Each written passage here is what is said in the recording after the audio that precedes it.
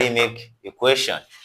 So how do we solve this type of question? So let's see how we are going to solve it. So we have log to base 2, 3x minus 1 equals 5. Now, the first thing to do right here is to change this logarithmic equation to an exponential equation. Then how do we do that? So we are going to move this 2 down here. So we now raise it to the power of 5 as we have it. So this will move here. So then the log what?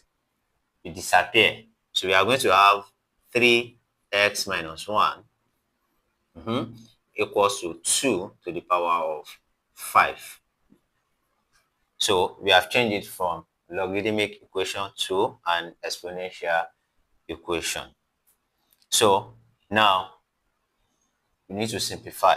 So 3x minus 1. So 2 to the power of 5, that is 32. Then from here we have, so 3x, collect like terms.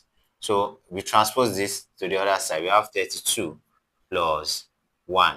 So 3x is equal to 32 plus 1, that's 33.